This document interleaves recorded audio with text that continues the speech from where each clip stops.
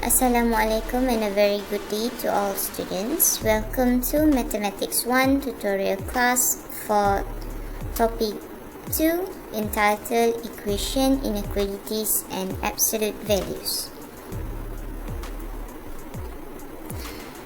In this video, we will cover subtopic 2.2 Inequalities. By the end of the class, students will be able to A. Relate the properties of inequalities. B. Solve the linear inequalities. C. Solve quadratic inequalities by graphical approach. And D. Solve rational inequalities involving linear expression. Before that, please recall few things from your previous topics. For more understanding, you can refer your lecture notes from topic 1 and 2. Today, we are going to solve few examples from your tutorial questions for topic 2. I would like to pick question number 3, 4 and 5. Refer to your tutorial questions. Before that, let us revise back the type of inequalities you have learned during your lecture. There are three different inequalities, which are linear inequalities, quadratic inequalities, and rational inequalities. A linear inequality is in the form of one variable which can be written in one of these forms.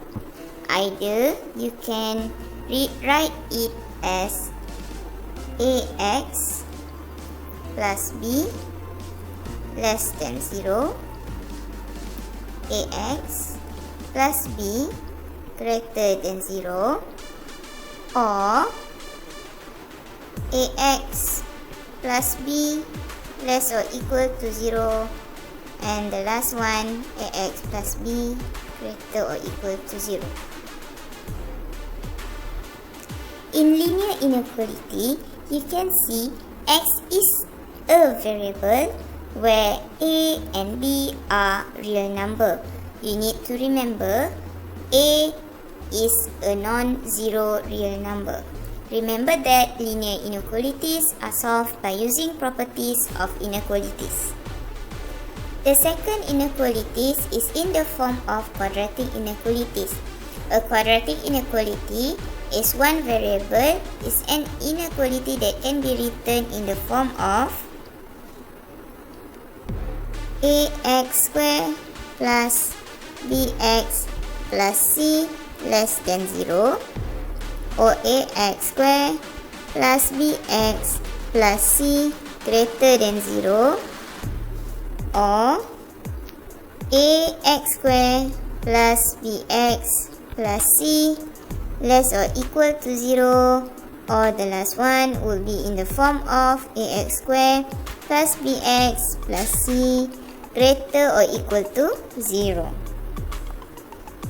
For this type of inequality, we can use either algebraic method or graphical method.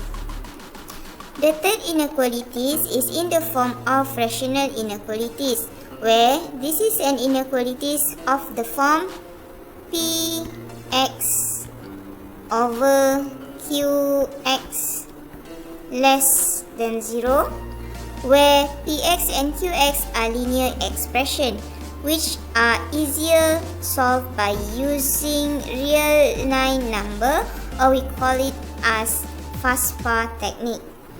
For all of these inequalities, the final answer can be written in two different forms, which are either in interval form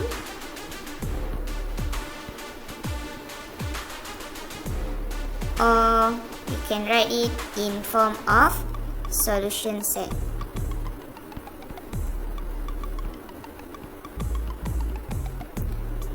Which is usually they will tell you in the question. Either you need to write down your final answer in interval form or solution set form. You need to read your question properly before stating your final answer.